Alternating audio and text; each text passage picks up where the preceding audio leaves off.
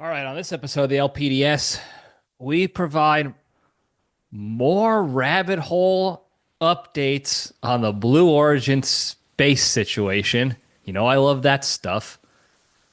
I talk about some stuff I've seen on TV recently, commercials that I'm questioning I need some help with. Um, I got some updates on LPDS Universe Life that we'll get into the Junction. And then, of course, we got a tremendous, once again, Nic Cage fact. All of that coming up right now.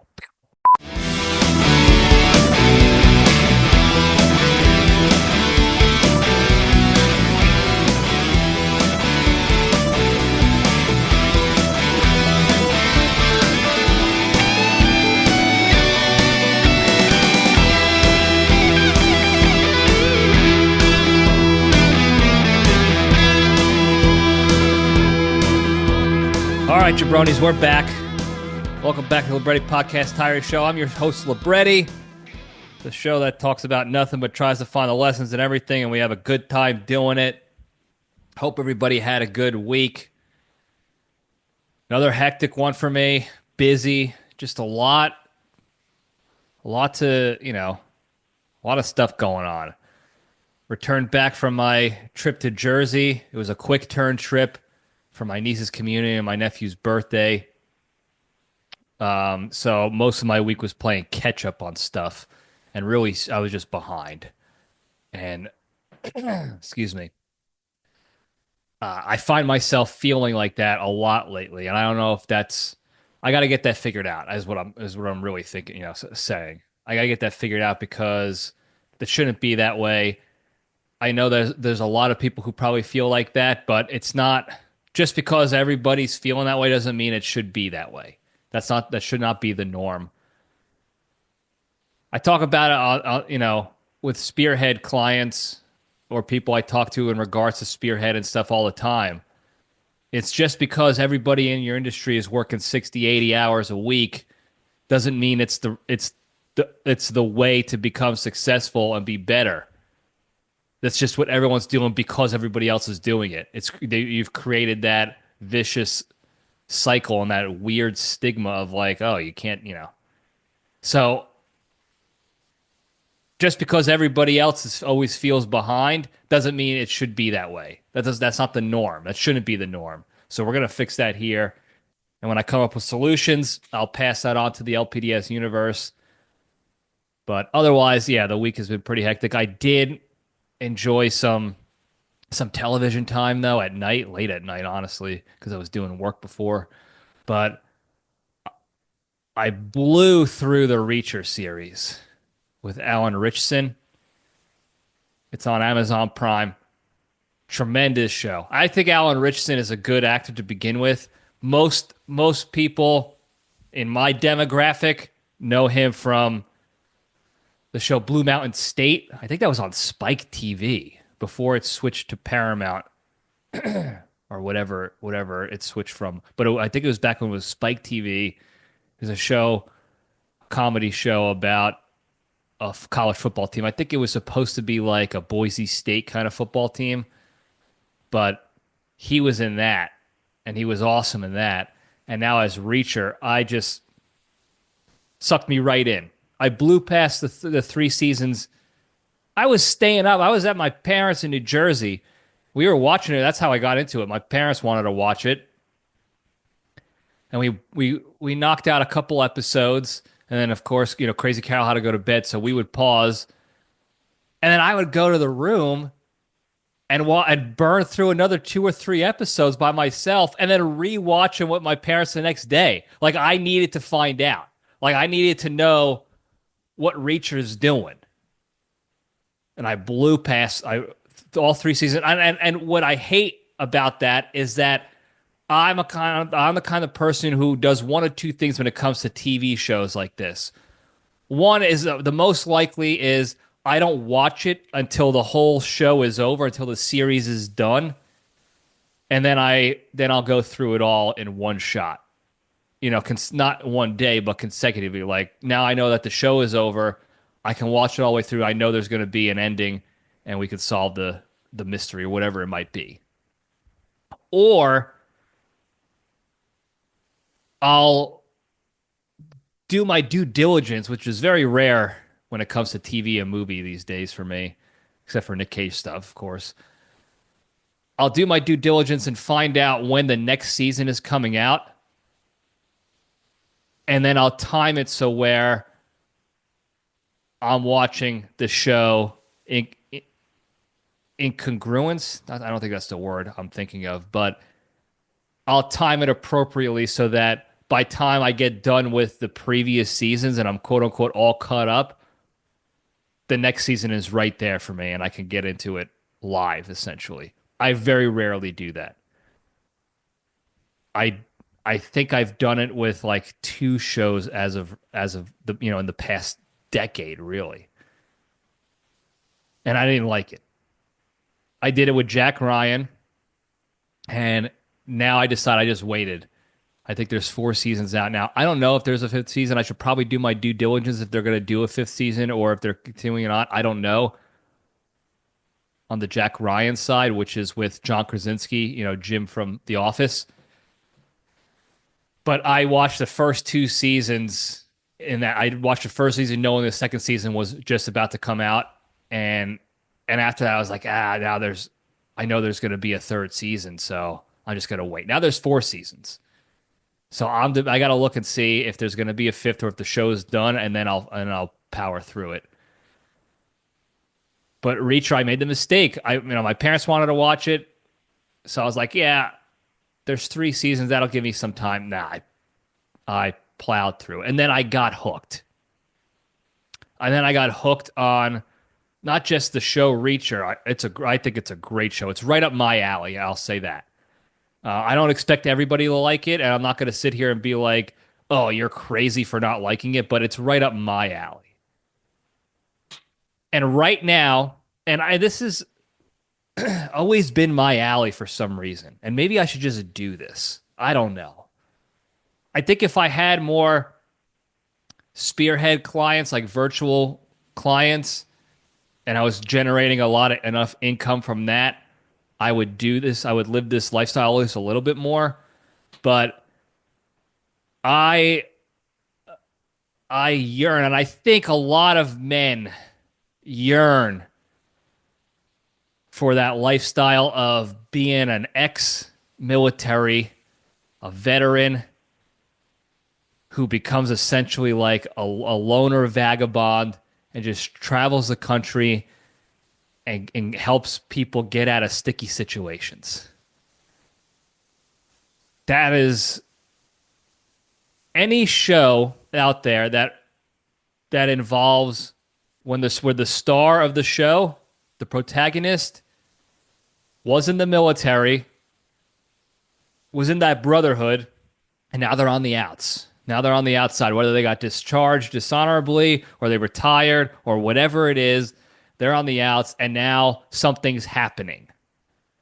Whether they find themselves in situations where they have to help others or they're seeking vengeance. I just blew through the Terminal List with Chris Pratt, where his SEAL platoon got ambushed and he's seeking vengeance.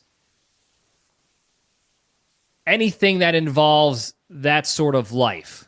Like I used to do some cool stuff in the military with the Brotherhood, with the brothers in arms in the trenches, and I can't escape that life. And even on the outside, I'm just traveling around, and it finds me. Now I have to go, dark in the woods. I have to track down perps. I have to use multiple identities. I don't carry any clothes with me. I just have maybe a duffel bag and a toothbrush and my dog. And we just hit motels. And we use the ATMs from our, to gather cash, and we live just living and seeing where it takes us. I don't know why that's so appealing to me, just to be as free as you can be in this world, essentially. It's just a very appealing scenario. Now, realistically, I can't. I mean, I wasn't doing anything cool per se in the military, not compared to these guys. Jack Reacher was special investigations. He was going after perps and killing them, hand to hand combat. He also happens to be 6'5", 260 pounds of pure muscle. That's not me. He's almost an entire foot taller than me. An entire foot. That's huge. That guy's huge.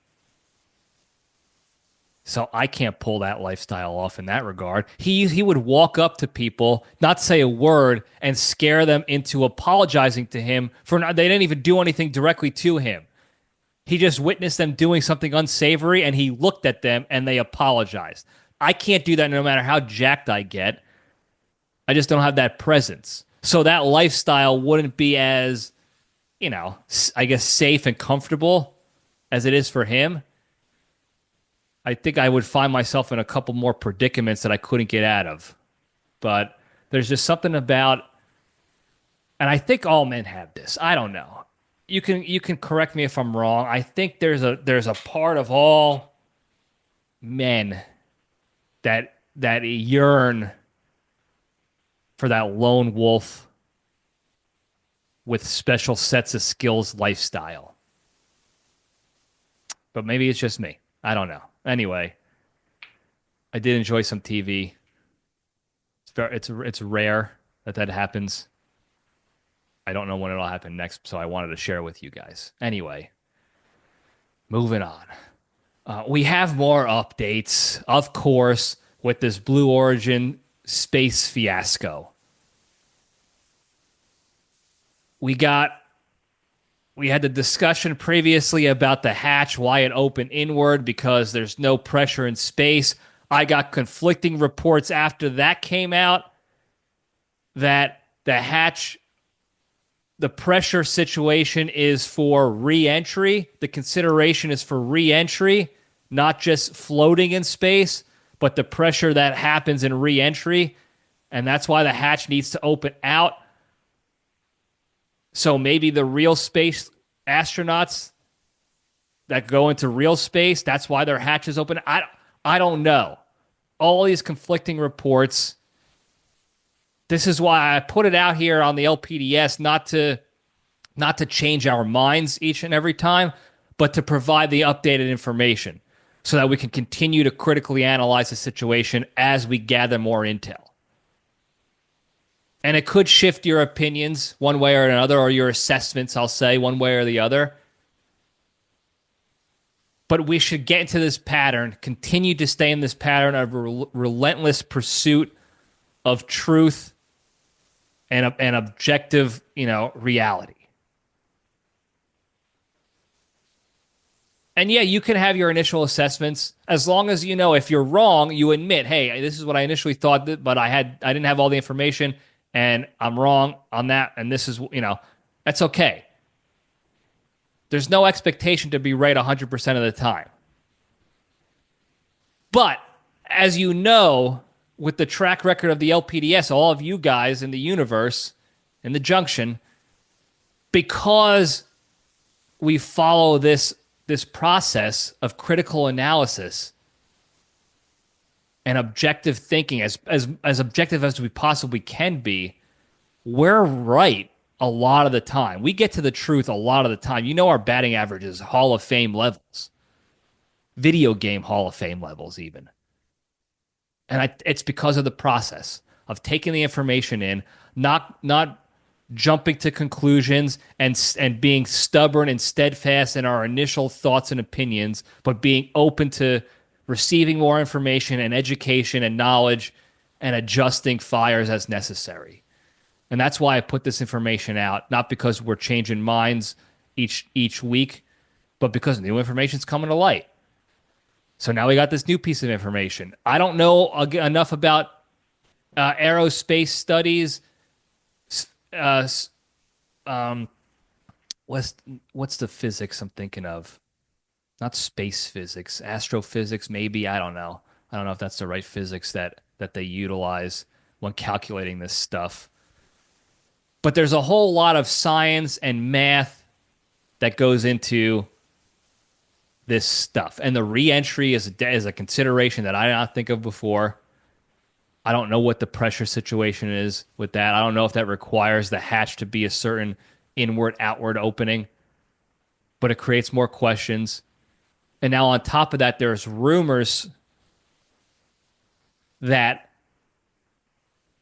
Bezos and Katy Perry are suing each other essentially for the same thing, but that's all we have is just rumors. And I did some research on this one to try to get to the bottom of it as much as possible anyway. But apparently the rumor has it that Bezos is suing Katy Perry for opening the hatch too early and essentially blowing the lid off of the hoax, off of the whole pomp and circumstance fake space flight, and then admitting in the lawsuit that she blew the lid off of the fakeness, the state, the performance, if you will. And then she's apparently countersuing him or suing him for making them, for making this whole fake story, and then her getting, absolutely bodied by the internet after they quote unquote landed, and she can't handle that, so she's suing Bezos for putting her through this whole facade and charade. And I tried to look to see which is true and what's bullshit, what's malarkey. And if you look on Google, and this is where you can kind of get a little tinfoil hatty, but if you look on Google, there's only one article that says they have the real answer. And the article states that nobody's suing anybody because the space flight was real and it really happened. There's nothing to see here. Now, this was fishy for a number of reasons. One, anytime somebody in the media of any kind or a government or a press secretary from the government says everything is hunky-dory, above board, nothing to see here, I always question it now. You know that. I'm always going to question that. That's suspect. But more interestingly about this particular article, it shows up in several different websites, several different media outlets, quote unquote media outlets, and they have different authors. Each media outlet comes from a different author, but it's the same exact article, copy paste word for word. And I lined up 4 of them on my computer. 4 from 4 different sites, 4 different authors, same exact article word for word. Why are they doing that? And I still can't get to the actual truth because that's the only reference, that's the only source material that discusses if anybody's suing anybody. And you can't go off of a single source.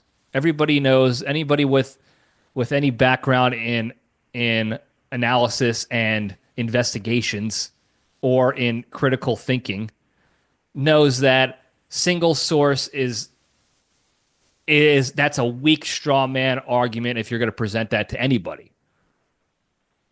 You gotta if you have a single source, it better be the most reliable vetted source out there, most credible source out there, like the horse's mouth themselves.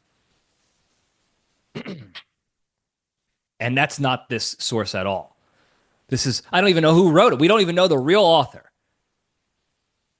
I have an inclination of who it might be, but that's all very fishy to me. So we're going to keep talking about this. We're going to keep digging down that rabbit hole until we find that rabbit and get to the bottom of it. So stay tuned for that. Thank you for all the sources out there, the assets on the ground that have been providing updates and information to me. to continue educating me so that we can educate each other, the masses of the LPDS universe, on stuff like this.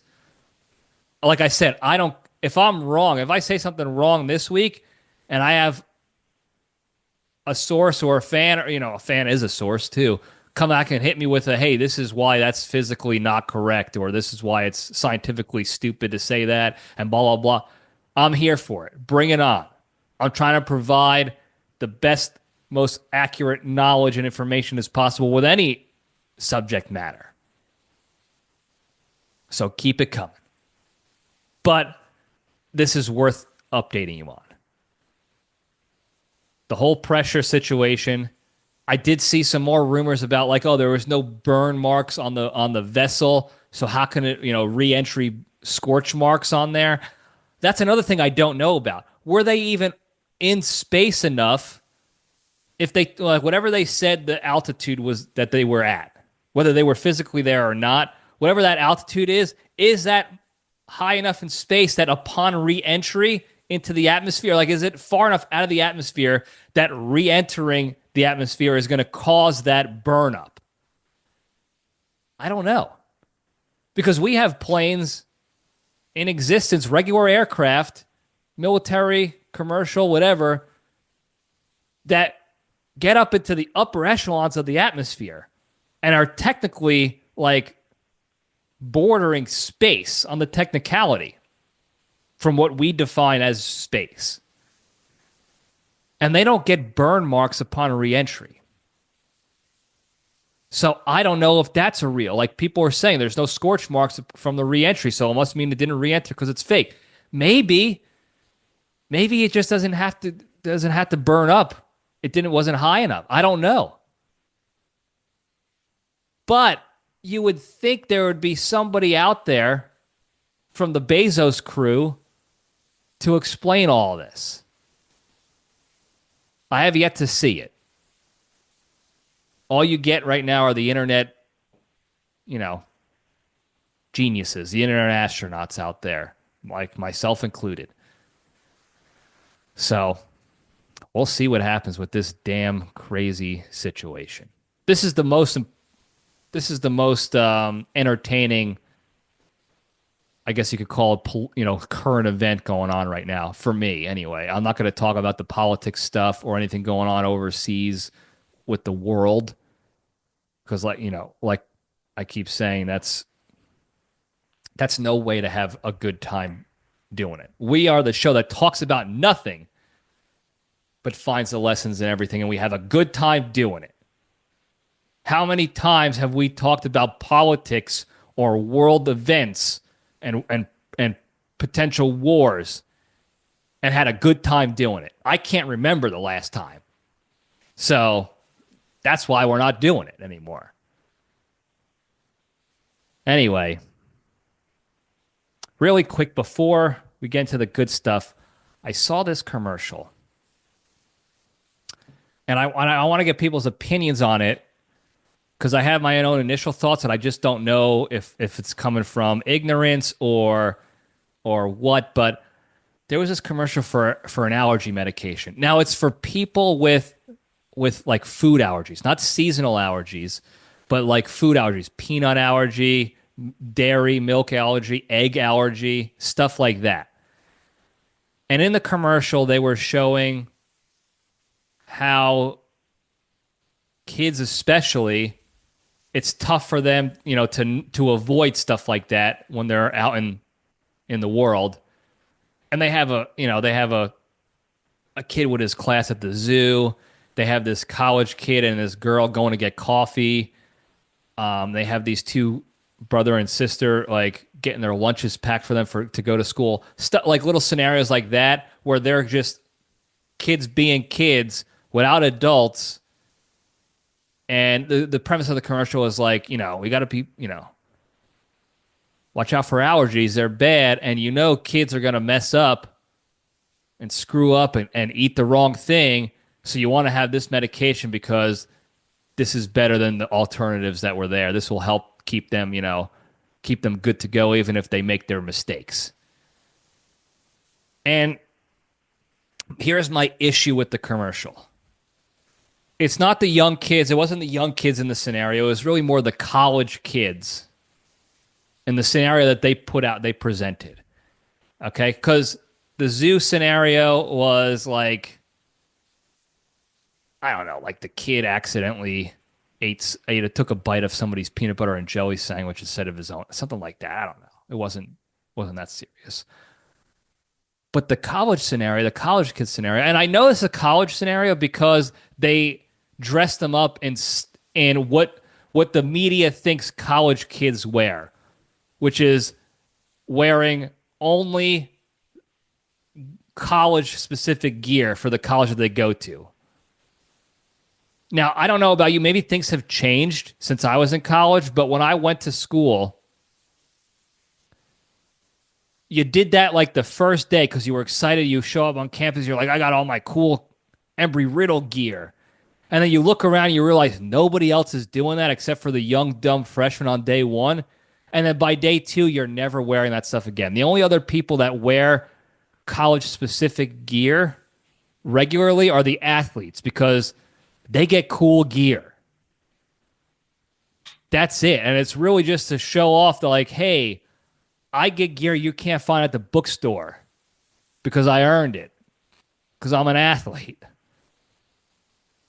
And nobody wants to, like, athletes don't want to wear other, like, they're not going to go wear stylish clothes all the time. Very few times that if I recall, guys on our baseball team in college would go and change into, like, go to class in some whatever trendy attire was going on at the time and then change for practice or a game or whatever. No, we wore workout clothes all the time and then a baseball uniform. Basically, that was it. Unless you had to give a presentation or something.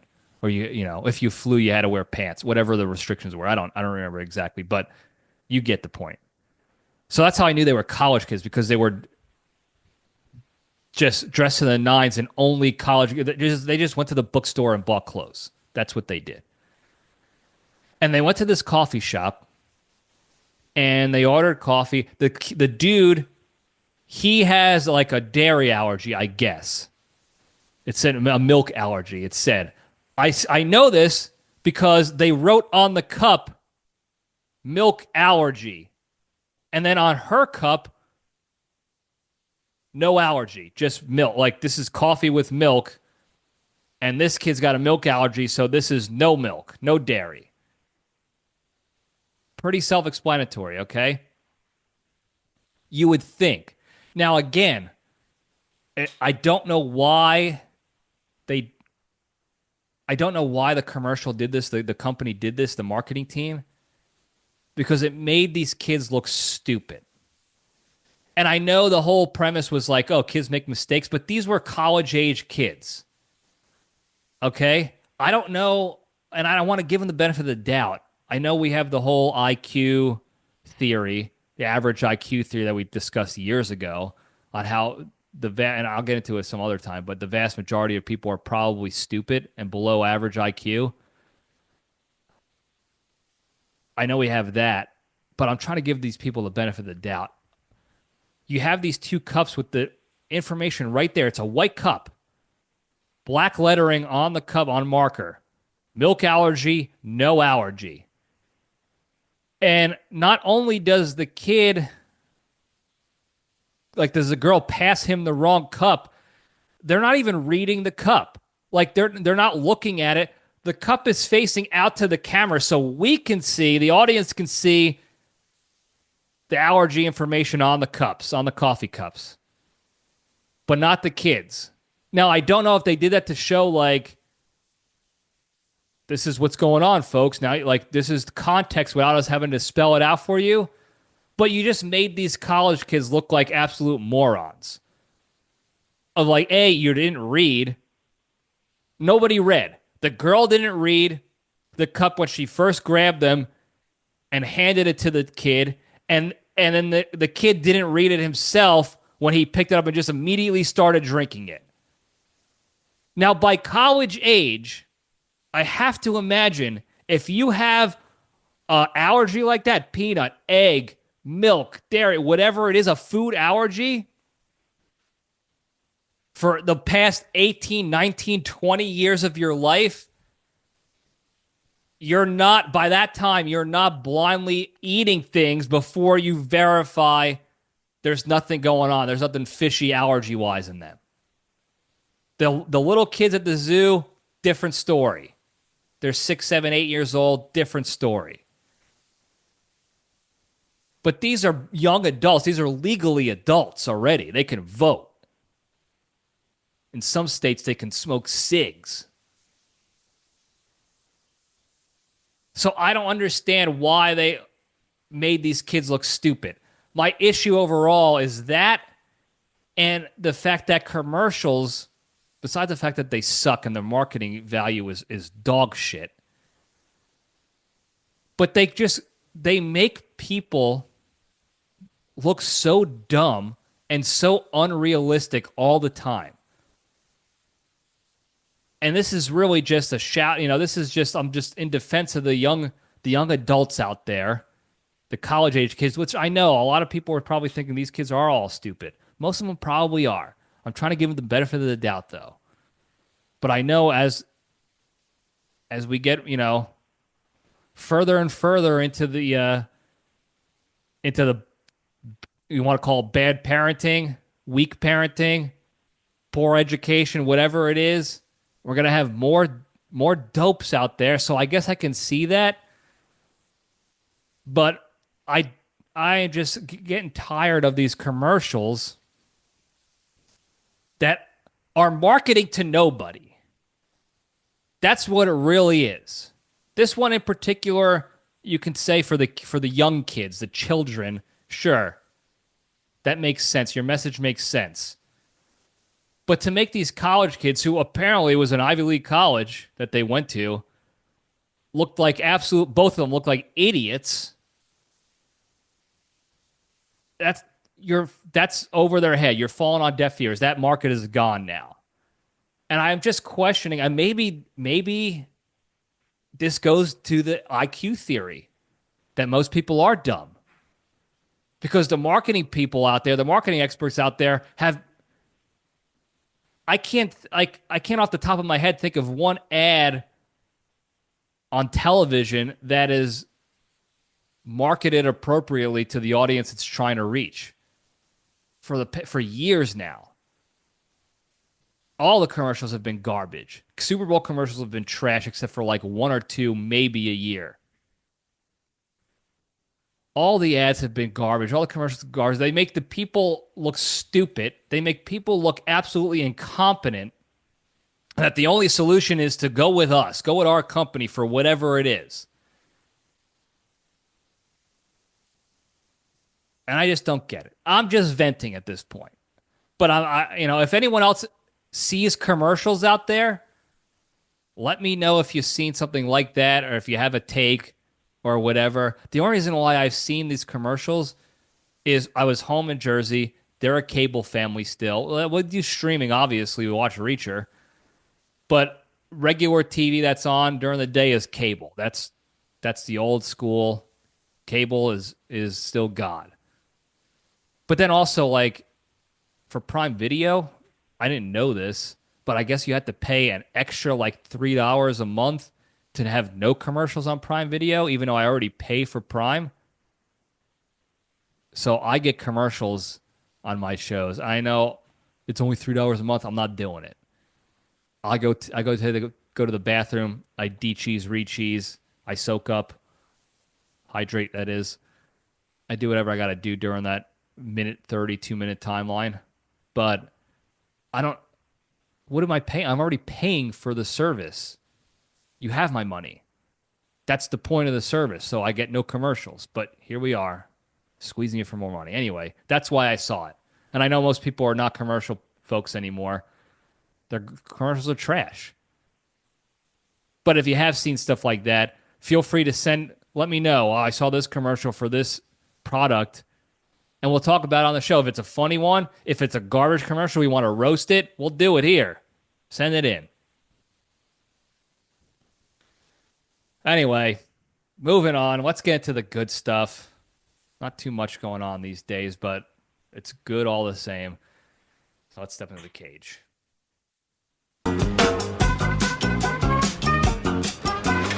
Okay, let's run. All right.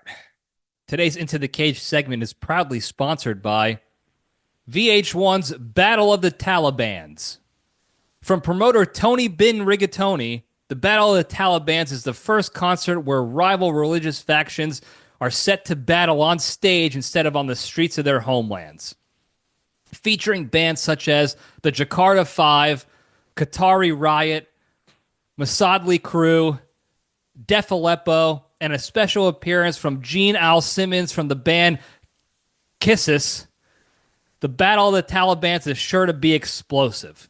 So to reserve your seat at the Wailing Wall Theater today for this historic concert, visit www.monstrousballads.com. And if you use the promo code ClearedHot, you get 29% off your ticket purchase. That would really be something if they just went old school about it. Not war. War's played out. Real war is played out, folks. People use it. It's supposed to be a last resort. Last resort, death to, the enemy. Really, break glass in emergency kind of stuff. And the world uses war as a plan B, as a plan A2. If plan A doesn't work, we step to A2 and it's war. And we can argue the reasons. We can go over the reasons. You know my thoughts, my conspiratorial thoughts on that with the military-industrial complex and all that stuff. But it really should be a last resort. What they should get back to is finding creative ways to settle this, like men. Race. Bicycle race. Street race. Car race. A ski or snowboard race. Winner gets the girl. Loser goes home in shame and puts their tail between the... Let's get back to those 80s competitions. Karate tournament. Battle of the Bands. Talent show. Let's see these guys go out and show some actual skill. It takes no skill to fire guns and weapons. The skill is on the creator, whoever developed and invented the weapon or the missile or the technology or whatever. Any jabroni out there can pull the trigger on a gun and eventually hit somebody with it. But can you shred on the guitar? Can you blast a drum solo?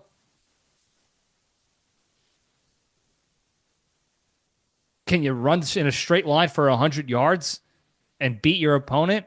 Like, let's get creative with it without people's lives being literally ruined for it. So I'm going to the Battle of Bands. The Talibans, that is. Anyway. What are we doing here, folks? The Cage Fact. Another recent interview Cage did, he's got movies premiering all the time, so he's always doing interviews. And I think this was more of like he sat down and got a bunch of fan-submitted questions. Excuse me. And one of them was about any regrets he had in film, like not taking a role or taking on a role or whatever. And the one he talked about was he was actually asked, and I don't know if it was by Jim Carrey directly, but he was originally asked to be in Dumb and Dumber. Excuse me. And the reason he didn't take the role, it would have been Jeff Daniels' role. I don't remember who was who, Harry or Lloyd. I think Jim Carrey was Lloyd Christmas, and Jeff Daniels was Harry. I forgot his last name. Harry Stump. I don't know. But it was Jeff Daniels' character. And the reason he didn't take it was because the movie Leaving Las Vegas was filming at the same time. Conflicting timelines. Now, as we know, Dumb and Dumber went on to be a comedic hit. I don't know if it was an Oscar hit, Academy Award winning hit, but that did wonders for Jim Carrey and Jeff Daniels and stuff like that. But also, Leaving Las Vegas is the only movie that Nic Cage has won an Oscar for so far. So there's always that, like he said it too, like everyone, there's always that thought that what if Nic Cage was in that role instead of Jeff Daniels? I personally don't think it would have worked as well, but I don't like only because of historic Cage movies. That's not his bag as far as that specific character. But also, who knows? He's the great one. He could. We don't know because he never did it before, not because he can't do it. So, but Leaving Las Vegas would have never been a conversation piece without him. Sure, Elizabeth Shue did a great job in that. I think did she win an Academy Award too, or she was at least nominated. So it would have been good enough because of her, but it was an Academy Award winning film because of Nic Cage. And I just thought that was an interesting little tidbit there that what could have been might have ruined what ended up being. Like that's the one of the rare times where you see like these are two powerhouse movies. Dumb and Dumber with Jim Carrey. Like how could you say no to that? Well, Leaving Las Vegas won awards, real awards. He won an Oscar for it back when Oscars meant something. So tough call. I don't know. I think he made the right decision.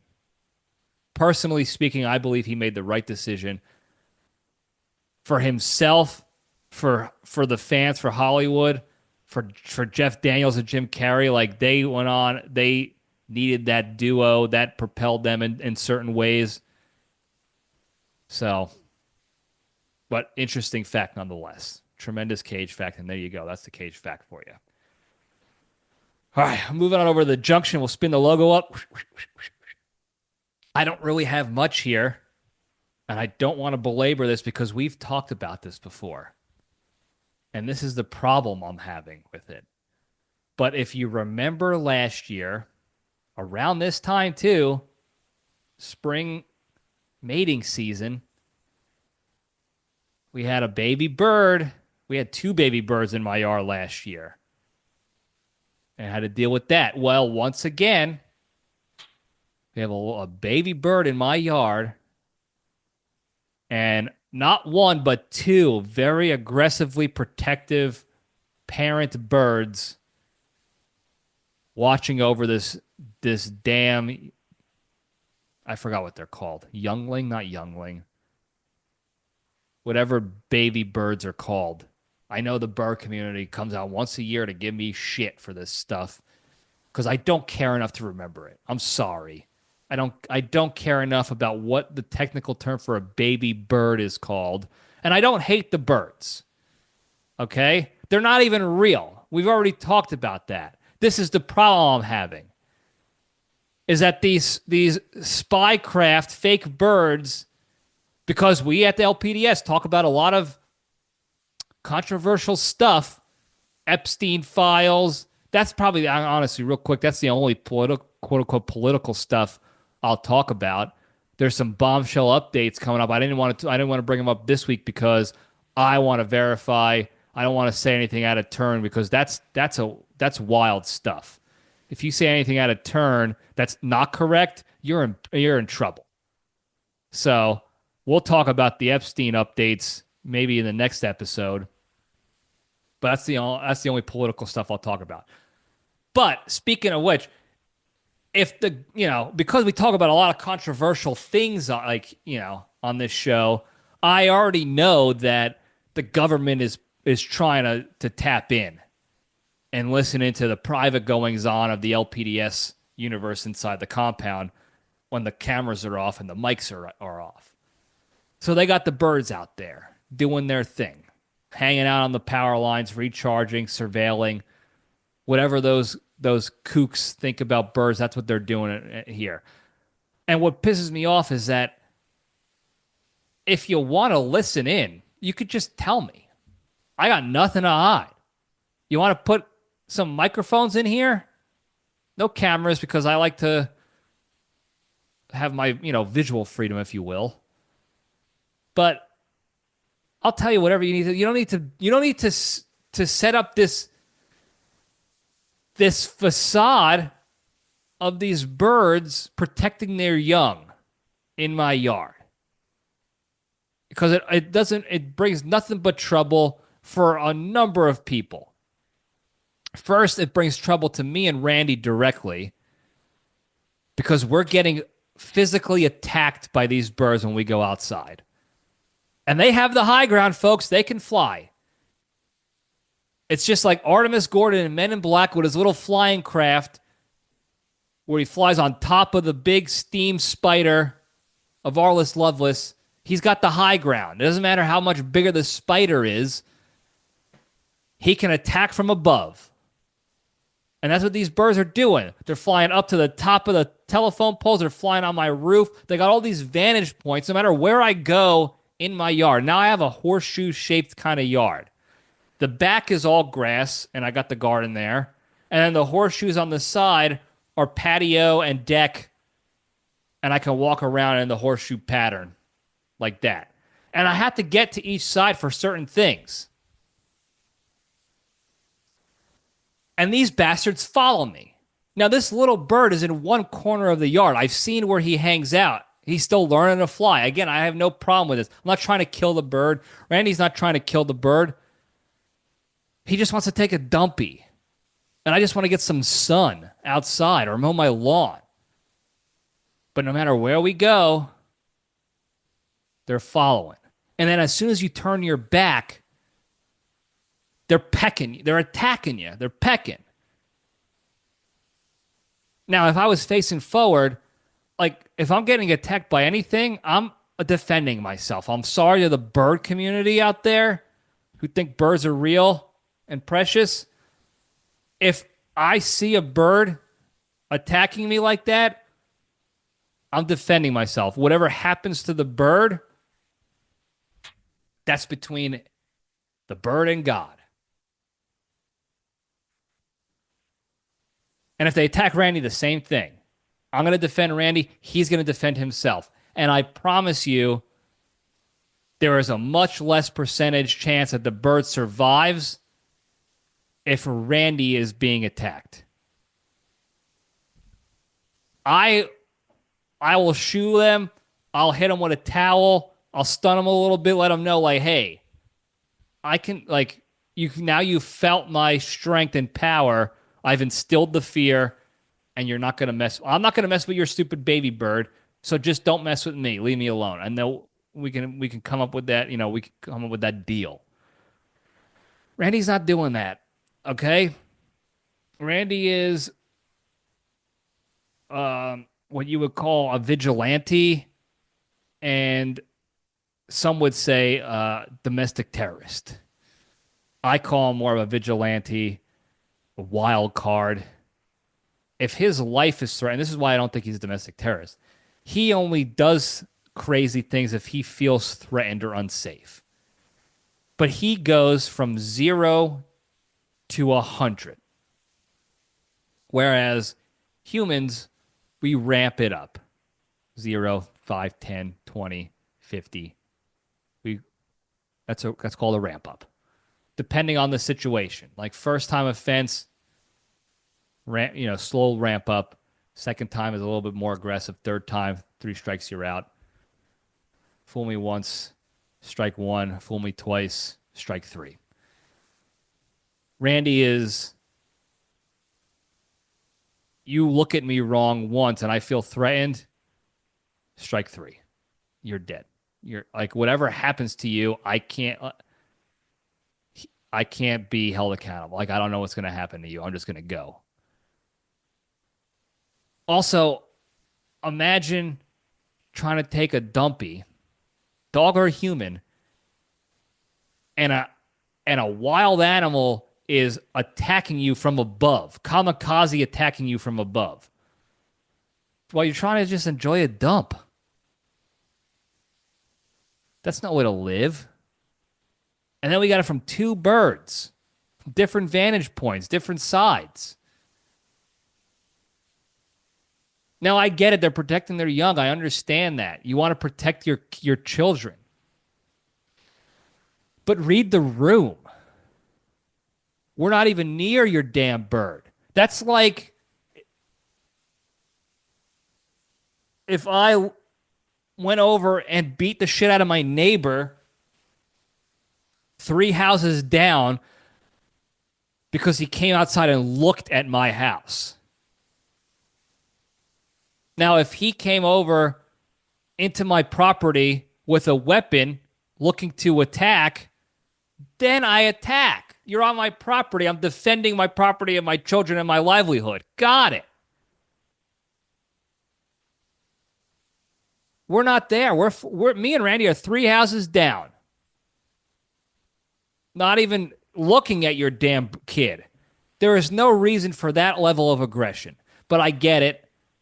The birds, they're supposed to be acting like they're in the wild with other real animals. And survival of the fittest, you have to be on the attack. Everybody's a threat. Got it. So that's what they're doing.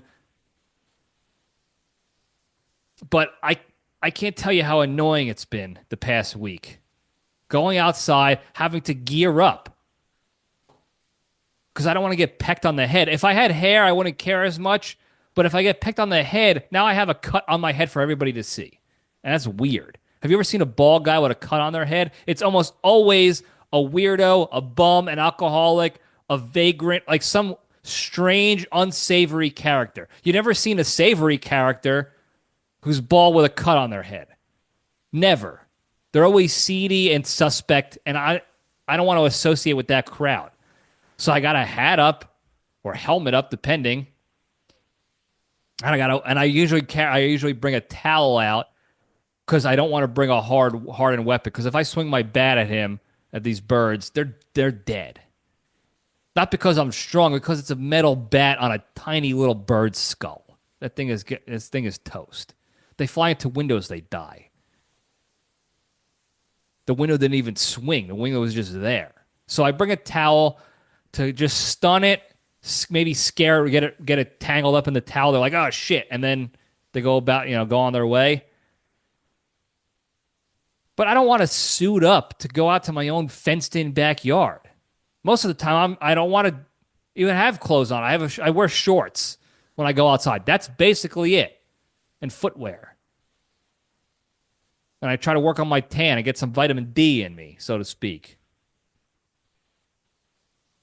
But now we got to suit up. We're going out to the battlefield. This is my yard.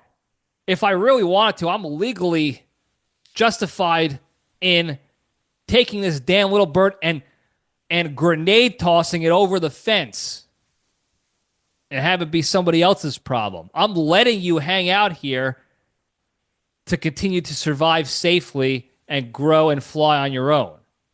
I'm doing you a favor. And this is how you repay us. And it's one of those things where, like, you got everything else going on in your lives, and then this is in and of itself solo. It's whatever. It's a funny situation, but it's on top of other things going on with life. And it's becoming the straw that breaks the camel's back, because I'm about to lose it on these damn birds. They have no sense of trust. They have no sense of rapport, relationship building, or respect. They don't care about what you've done for them in the past. They don't look at that. They just see you immediately always as a problem. I helped protect these birds last year. That doesn't give me any Any chits that I could cash in? Any credits I could give them? Hey, you could trust me. I protected you and your stupid family last season. In this very spot, I protected you guys from the raccoons and the possums and the hawks flying over our yard. And this is how you repay me? You just pretend I'm a stranger? You don't have the capacity in your brains to remember stuff like that? I don't know. I heard crows are pretty smart birds. Parrots and parakeets are pretty smart. You don't remember this shit?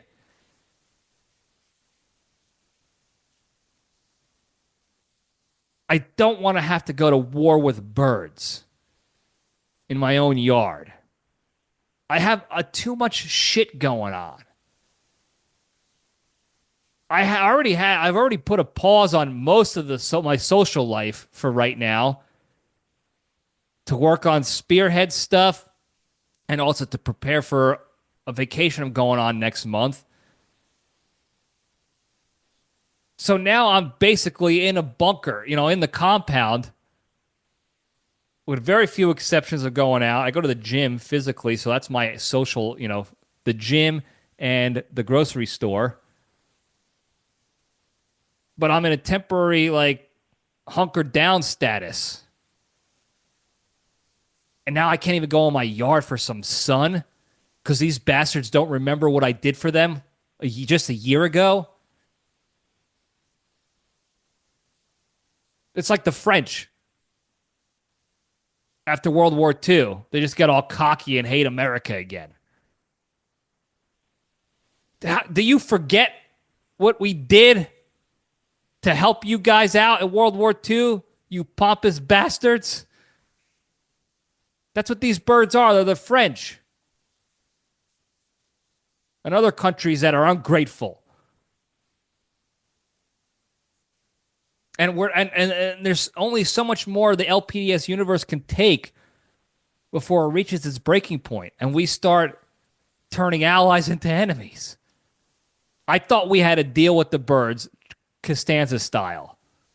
George Costanza, Seinfeld, if you don't get that, I thought we had the same deal with the birds. Apparently not, and it's becoming a real problem for me and Randy. I'm not taking him out to the front yard to go to the bathroom. He can take a dumpy in the backyard. He should be able to do it comfortably all the time. It's his yard, too. It's our compound. It's not the birds' compound. And I want to hear from the bird community about, the animals were here before humans were. First of all, you don't know that for sure. You don't know about if this species of bird was here before humans. And second of all, I don't care. Okay? This is what happens this is what evolution and survival of the fittest did. Okay?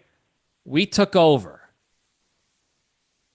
We are the apex predators. Even though lions and bears and gorillas and hippos and crocodiles can easily defeat us hand-to-hand combat style, tigers, hyenas, all them, we have created compounds and weapons and ways to take them out and stay on top of the food chain. That's survival of the fittest. I'm sorry. We just happen to be on that side. We're on the human side of this effort. We're on team human on this one. So yeah, I know even if most animals came before humans, it's their land. That's the way the cookie crumbles. Over the millions of years of Earth and evolution, land ownership changes. That's just the way it is. I didn't create that system. I never did that. I was born into this. And I purchased this land with my own hard-earned money. It is my land. The birds did not purchase this land. I don't care if maybe their ancestors were here before. That was not my fight, not my problem. So if they can't respect the current situation, but they also don't want to go to the negotiating table, then we're going to have a real problem. Really, they're going to have a problem because I'm not going to take this crap any longer. I don't want to continue to have to look over my shoulder for some piss pants bird trying to attack me from above like a kamikaze. I'll bring the bat out. I'll go steal JPL3's slingshot and start picking them off. If they want to get crazy, if they want to treat this like a life or death situation, which I like I said, I empathize with them. They think that it's like that because they're in the wild and everything else is trying to come after them and kill them. But knowing our history together, you know, miss, we know each other.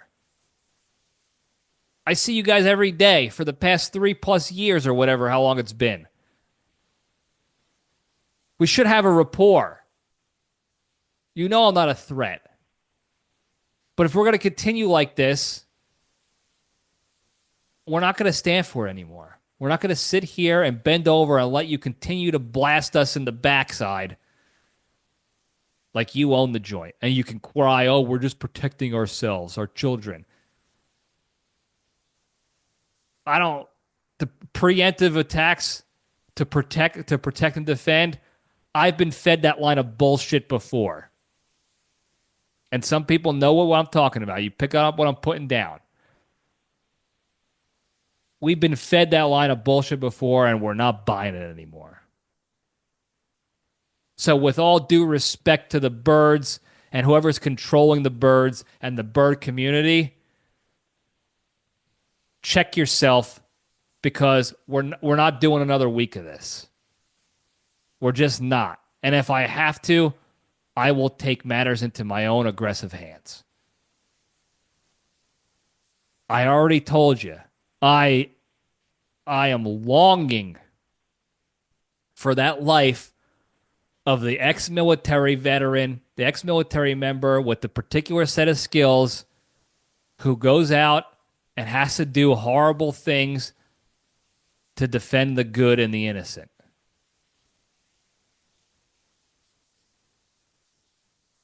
And right now, the innocent, my innocent that I'm protecting is Randy and the LPDS universe and the LPDS compound. And if you turn from an ally to an enemy, I will use my set of skills that I have, as limited as you may think they are. I will use those skills, and it won't be pretty. And then I'll have to pack up my house, put stuff in storage, and be on the run. And I'm not ready to do that. I want to be on the run. I would love to be on the run. But I'm not ready. I'm not financially ready. That you have to have money to be on the run. I'm sorry. Everybody in every movie that's quote-unquote on the run has some sort of constant income. So I got to get that constant income so I can be on the run. Don't force me to early runtime, birds. That's all I'm saying.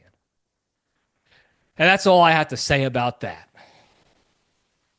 Before we go, very quickly, we actually have this very quick hotline call I've been forgetting about for weeks now. And I'll tell you why I'm going to play it after we play it. So stand by 1 second. Let me pop this bad boy in, and then we'll go. Well, I'm returning a call. And that's it. That's the call. Now, here's why I played that. The message is nothing. I'm returning a call. Could have been a wrong number that called them. They could have dialed the wrong number back. Whatever. What I think happened, though, is why I'm playing the call. Remember when I say at the end of every show, tell your friends and enemies, if you want to prank someone, give out the number to call, call this number, let them call the hotline and see what happens.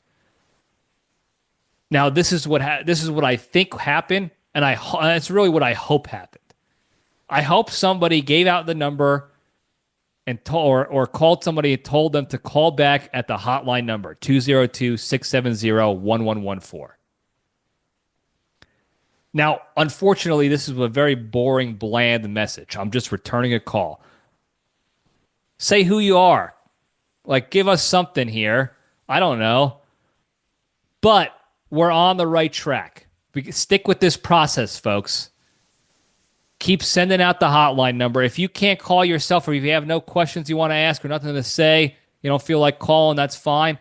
Send out the hotline number to people, friends, enemies, strangers, girls or guys that ask for your number or try to pick you up at the bar and you don't feel like giving them your real info. Give them the hotline number. Write it down, 202-670-1114. If they try to text you, tell me ahead of time. Hey, I gave out the hotline number to somebody. They're going to text you.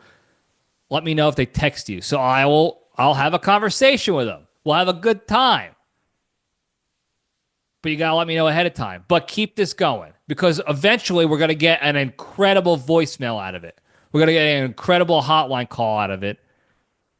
So even though this one might have been boring, the process works. We got somebody to call in. Now we just got to get someone to get a little bit, a little bit more LPDS approved, if you will. So, thank you for that. That's all I got to say about that. Before we go, very quickly, the big three, the 3 pillars to staying strong and being a better, happier, kinder, healthier, less stressed, more genuine human being, spreading that positivity and goodness to all those around you throughout the land. Number 1, exercise every day. Do something each and every day to improve your fitness and health physically, mentally, or emotionally. One of those 3 pillars. Okay? Sub-pillars, if you will. Number 2, the hardest one to do. Don't be a shitty person. Be a kind person. And get out of the negative. When the opportunity arises to be shitty to somebody, respond shittily to somebody, enter the negative world in any way, shape, or form, in person, online, whatever it is, detach from those emotions. Take the LPDS step back, detach from those emotions, and omit yourself from the situation altogether, so that you minimize the negativity and shit going on in the ether around you, and you're not living in the negative. Now you have the capacity to go focus on more positive, productive things with your lives. Number 3, the most important one, be genuinely thankful and grateful for all the good you have in your lives.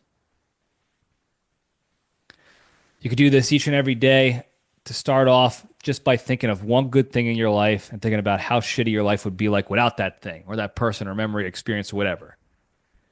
And that'll immediately put you in a state of gratitude right then and there. You'll be grateful for that. Be like, thank God I have toilet. Thank God I have a fenced-in yard to bitch about birds in. And you do that,